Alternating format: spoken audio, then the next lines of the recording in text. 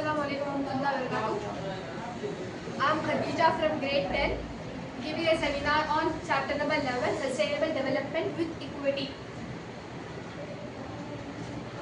Firstly, sustainable means to able to use something in such a way that for example, if I take natural resources itself, so able to use natural resources in such a way that other generations also are able to use it. So this is sustainable, and development leads to growth. For example, baby grows from its stage to toddler, from toddler to teenager, from teenager to adult. In the same way, development also means to increasing technology from least technology to high technology. And with equity in the sense, sharing equally among all. Like for example, if I have two brothers and I have to distribute chocolates to them, and I have 6 chocolates and one of the brother has 3 chocolates already, and one brother doesn't have chocolate. So whenever I am distributing the chocolates, I'll give 6 to one brother and 3 to other brothers. In this way, they both will have the equal share among each other. So in this way, in the country itself, when the development is there, so we need to use the natural resources in terms of development in such a way that it's enough for others also, and whatever the investments result you are getting, that should be shared among whole country equally with the people. This is the chapter's actual goal. Okay, so firstly, we will see in our country how it's developing by 2 indicators, HDI and GDP.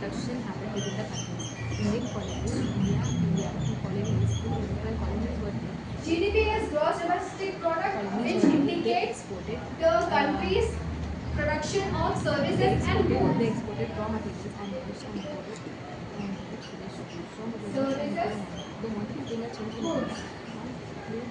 And HDI will indicate Human Development Index. It is actually Human Development Index. It will indicate human education, health, and income. So whenever the development is going to be held in any of the country, they should consider these two should be more in proper ratio. So when we do not consider this both things, we consider only one thing. So there will be production in services and goods, and malnutrition, lack of education, lack of income in our country. When HDI decreases, even GDP at last decreases. In India, high percentage of workforce is low paid employment, and they are forced to work in low wages in terms of getting services to produce services. And whatever the benefits we get from GDP, like increase in GDP is in enormous variety, like goods and services. So whatever are the benefits of that, very less people and selected groups are benefiting through it, because the equal share among people is not there in our country. And other people on other side, people don't have even income for fulfilling their minimum necessities, even for decent living. Now apart from this measuring this human, we also have to even measure the environment. So here, when we a major criticism is of only economic development and focused on GDP, then there will be a neglect over environment. Because when we only focus on something of a target, They might be whatever in front of us, we'll just break it and move forward, right? In the same way, when the country is having a motto of only increasing GDP, they will neglect environment, they will neglect humans, they will neglect everything. So, in this way, environment resources are damaged to extent limit. And deforestation, soil erosion, lowering groundwater tables, increasing pollution, industrial emissions is also causing climate change. Now these are the causes when we don't see the other indicators and only see one indicator. So now, firstly we will go development with environment, and then we will see people with development. Development with people. So first we will go development with environment.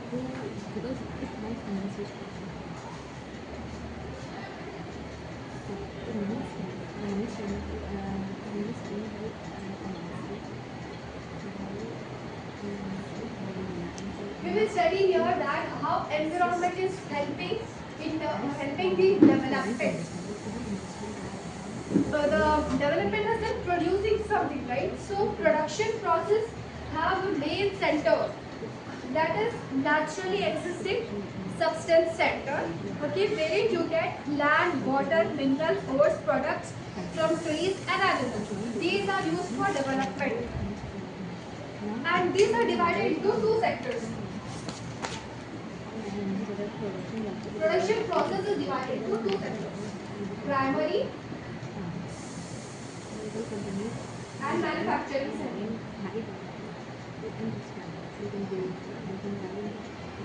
In primary, agriculture comes, mining comes, shepherd, catering the animals,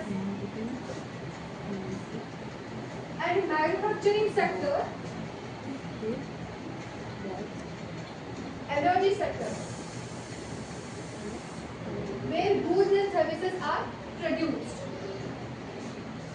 And these are hugely dependent on goods and services are produced, and these are hugely dependent on natural resources.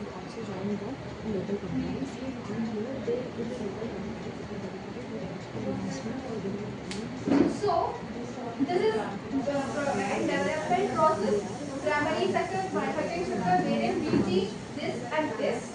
And now, how environment is helping to process this? It is helping by functioning in two ways.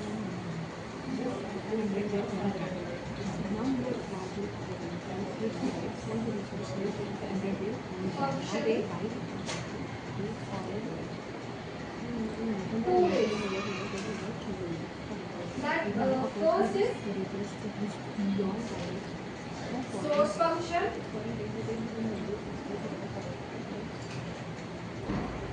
second is sink function.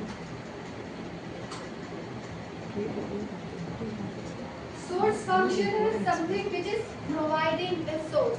Like for example, milk center is a source for us to buy milk. So in the same way, source function of environment is wherein you get minerals, water, ores, etc. Whatever we get from source function is like trees, from underground, from air, oxygen, and many more things which environment source function is providing us. And sink function is whatever the waste material is there, it will absorb in it. Sink in the sense something which is going down of, like for example, in water body, if I throw something, stones or fishes, throw some stones or something, things, so it will get down of it, it will absorb, it will sink into it. So in the same way, whatever the waste materials are there, like grey water, and unwanted byproducts came from production is absorbed by water, is thrown into water, which absorbs it and decomposes it.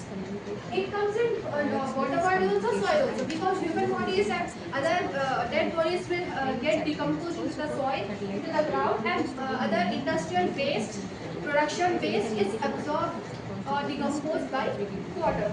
In these two ways, the environment is helping us. Now, when everything is exceeding beyond its limit, So even their limit, everything in this world has its limit to absorb or to give or to do something. So in the same way, even source, if we are exceeding the limits of development to environment, so force function also decreases, sink function also decreases. Like source function will have empty stomach with no providing resource, no providing materials, like land will diminish, water will get destroyed, and trees will there will be no more trees, no more anything. And ozone layer also deplete because of the climate change, because of the environmental change, climate change occurs. In this way, ozone layer also decrease. So source function is decreasing. And when exceed limits, even zinc function will decrease. Like now, even the water is absorbing, the soil is decomposing. It will decompose till its limit, because when we put the garbage in the dustbin, and for more than 1 week we can't put because its storage is full now. So in the same way, in same function, when we exceed our limit in putting putting the waste materials in the water, so it will also one time become full, and there will be no more any same function in our surroundings. Now I'll give you an example what's going on now in our country on Indian place. So agriculture limited. In terms of agriculture, firstly, when technology was not introduced, the people used to depend on rainy season. Like whenever they used to have rainy season, they used to they used to grow that crop. Mostly, right? At last, I'll say that the agriculturists used to depend on rain before, and now when technology was introduced, so electricity was also introduced. Through this, the borewells started.